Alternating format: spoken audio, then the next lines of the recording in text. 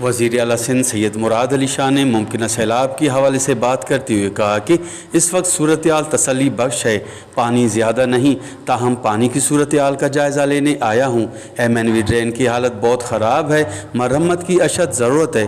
وزیر اعلیٰ سندھ سید مراد علی شاہ نے اپنے دورہ قمبر شداد کوٹ کے دوران ایم این وی ڈرین کا جائزہ لیتے ہوئے مزید کہا کہ وفاقی حکومت نے اس کی مرمت کے لیے 8.5 ارب روپے مختص کیے ہیں، جبکہ آخری سیلاب کے بعد حمل کے 0 پوائنٹ سے شروع ہونے والے ایم این وی ڈرین کا بائیں جانب کا حصہ مکمل طور پر تباہ ہو چکا ہے اور دائیں جانب کی حالت بھی بہت خراب ہے۔ اس لیے وفاقی حکومت کو چاہیے کہ فوری طور پر رقم جاری کی جائے تاکہ ایم این وی ڈرین کا کام اطمینان بخش طریقے سے ہو سکے۔ انہوں نے کہا کہ مجھے ایم این وی ڈرین کے بارے میں شکایت موصول ہوئی ہیں، اس لیے صورتحال جاننے کے لیے یہاں آیا ہوں۔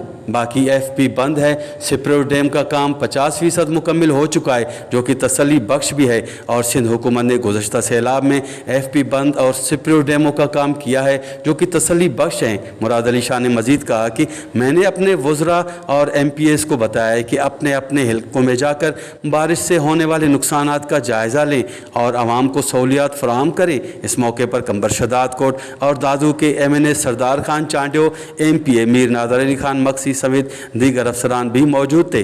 کیمرہ ٹیم کے ساتھ غلام علی براوی، وش ٹی وی، شداد کوٹ۔